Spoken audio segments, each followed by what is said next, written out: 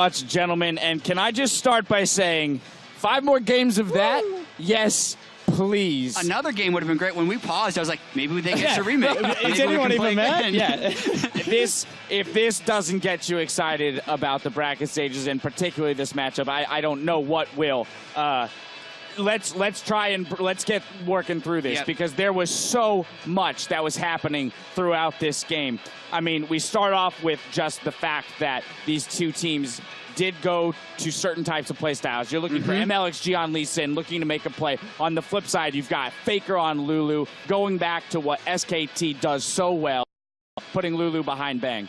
Yeah, I love this pick, Ben, because both teams are playing to their strength. I mean, RNG are just throwing the gauntlet. They're like, we are better than you mechanically, and we're going to prove it in this game. Give us Lee Sin, give us Bard. We're just going to take the fight to you. And in typical style, SKT are just like, we are reserved, we are consistent, and we're just going to play protect the Bang AD carry comp like we have for the last year and a half. And you and I kept saying during the game that Royal just, man, I think they're going to lose now because they can't win a team fight. They shouldn't be able to win these team fights because SKT got their creme de la creme team fight composition here, and they're up against a Lee Sin, and they kept actually almost losing. They found ways. They found ways. So let's start with the first blood into the first 3 kills, and this is exactly what it goes back to your point, Spawn, that you just made, how RNG can find ways to get these early kills and put the early pressure down, and they're in the right spot at the right times. Yeah, this early game was actually a nightmare, but 2 lanes are losing, mid and bottom quite hard. But what do RNG do? They say, we can make a play here. All of a sudden, they bait in the team fight. Mlxg arrives just in time to save his AD carry, and by God, can the kid play Lee Sin. This is only, wait until we're going to move forward. Because he hits level 6 throughout this engagement. There's a spectator bug right now showing him 1. He actually pings level 6. Then he's able to go up and catch Faker. Yeah, he's going to hit 6 off these minions here. As Boom. Xiaohu was roaming down from the lane. And by the way, Xiaohu was down about 20 CS in the mid lane, so they really needed this kill on a Faker. Kicked into a Bard stun. Like, this was, this early on in the game saving, because this play allowed all of the other series of events to happen. All right, so this is just the setup for the game because it started to look good for RNG at this point. We are going to throw it down to Shox for an interview. We will come back and break down the rest of this crazy game as it happens. Shox, please take it away. Yeah, thank you very much, Dash. I'm joined here by Blank, jungler for SKT after that crazy, crazy game. Congratulations. The first thing I have to ask you about is in those late game team fights that were absolutely crazy, what was your win condition? What was your main focus in those fights? 우선 승리를 축하드리고요.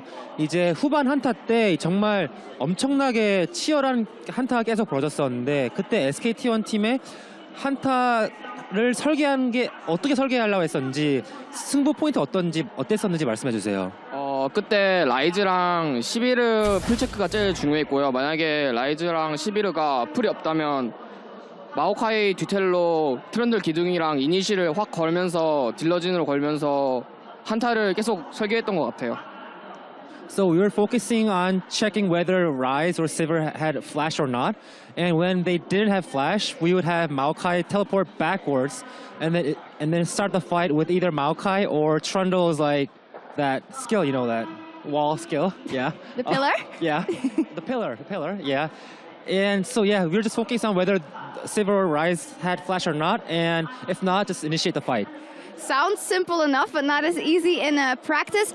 The game was very similar to the last time you played RNG, and it came down to a long game with a lot of team fights. That time you didn't win. What for you was different about this game that did allow you to come back? 이번 RNG와의 경기가 지난번 1차전과 비슷하게 후반 한타에 모든 게 갈린 듯한 그런 양상이 펼쳐졌었는데 지난번에는 졌지만 이번에는 결국 이겼습니다. 그래서 블랭 선수한테는 지난번 경기 때는 못했지만 이번 경기 때는 어떻게 그걸 가능하게 돼서 이긴 건지 좀 설명해 주세요. 그때는 조금 초반에 저도 실수를 많이 하고 그랬는데 저도 좀 초반에 이번 판도 실수하긴 했지만 좀 중후반 한타 쪽으로 많이 가도 저희가 마오카이 정말 후반 한타 때도 좋고 뭐 다른 챔프들도 저희 팀이 꿀리지 않는다고 생각해서 조금 후반 한타가 가도 집중력 발휘해서 이겼던 것 같아요. So like for both games, the first and second game, I made a lot of mistakes during the early game, but I think the main difference was our champion composition. Like we had Maokai, who's very strong during late team fights, and also all other champions, we had very good synergy. So I think we had faith in our team comp, and we thought if we could drag this to late game, we'd be able to win the game. You mentioned your own mistakes in that particular game. Of course, there were a lot of eyes on your performance, especially during the kind of losing streak. I'd love to know how you reflect on your own performance in the group stage, Blank. 그 이제 본인이 이제 지금 경기 초반에 실수를 좀 했다고 말씀하셨는데 아무래도 지금 2일차랑 3일차에 좀 SKT 팀이 지면서 좀 많은 이제 좀 자책을 했을 것 같은데 그 이틀 동안에 본인의 그 경기를 어떻게 평가하시나요? 연패하는 동안에. 정말 그때는 제가 정신을 못 차렸던 것 같고요. 사실 그 4연패를 한 그 주차에 커뮤니티를 전혀 보지 않았어요. 좀 욕이 많을 것 같아서. 근데 응원해 주신 분들도 많았고 그래서 좀 더 힘이 나서 좀 잘했던 것 같습니다. While we were on a very horrible losing streak, I think I was like out of my mind. I wasn't fully focused. And during that time, I didn't check any like internet forums or like Reddits or events because I was afraid of what might be in there. But there are a lot of people who were cheering for me, and I just put it back up, and I was able to play better. Smart move, not checking all those things and focusing on the performance. Two more questions. First up, of course, the two games you've played already versus RNG were incredibly close, and now you get to play them in a best of 5. What are your expectations for the match? 그 RNG와 예선에서 붙은 두 경기 모두 다 정말 치열했는데요. 이번엔 4강에서 5판 3선승제로 이제 붙게 되었습니다. 그 준결승을 어떻게 예상하시나요? 저희가 다전제는 제가 주전으로 뛴 다전제는 다 이겼었거든요. 그래서 저희 팀이 정말 다전제 조금 강하다고 생각해서 저희 팀이 질 것 같지 않아요. When I was playing as a starter for this team, we didn't lose. We won all of our best of 5 matches, best of 3, best of 5 matches. So I'm confident that our team is very strong in those best of 5 matches, and I think we can win it. If anything, it's going to be a fantastic match quickly because this is the last match of the group stage. The other semifinal, the Flash Rolls versus CLG. Can I get a prediction from you and why each team will win? 그럼 반대편 4강 대진에서 이제 CLG랑 이제 플래시 롤스 팀이 붙는데 그쪽에서는 누가 이길 것 같은지 한번 조심스레 예측을 좀 해주세요. 그 두 팀 다 엄청나게 잘하는 팀이고 그래서 예측이 좀 힘들긴 하겠지만 아무래도 지금 제가 생각하기에는 CLG의 원딜인 스틱스인가요? 네, 그 선수가 잘한다고 생각하기 때문에 조금 CLG가 이기지 않을까 생각합니다. It's really hard to predict because both teams are really strong. But if I had to choose, I think CLG's ADC, Stixay, he's really good. So CLG might have an upper hand at this point, and they will win. All right. Well, thank you very much. Congratulations, Blank, on making it to the semifinal with SKT as well up against RNG. And it will be the Flash Roll versus CLG. And according to Blank, Stixay is going to be the deciding factor. More praise for the AD carry for CLG. Now you guys go ahead and talk more about that crazy game. They're talking about confidence, right? Confidence in their best of 5s as a team, that they have won every best of 3 and best of 5 that he has played in.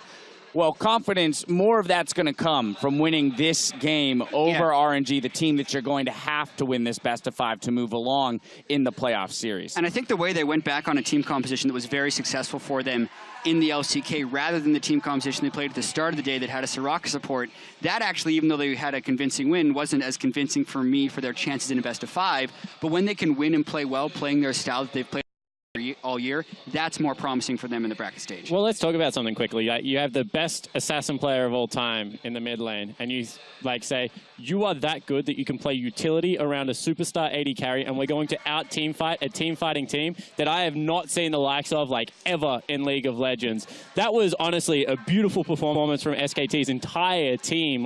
Every single cog in that machine has to work, otherwise Lucian's getting picked. I mean, the Sivir's 3-shotting your AD carry if they're ever out of position. position, that is super impressive. Absolutely no small feat to have taken this victory off of RNG. Now I want to hop back into some clips and watch these team fights. You talk about out team fighting a team fighting team, but they went both ways. Let's jump right back into it. 25 minutes into the game, we saw a fight around the Dragon.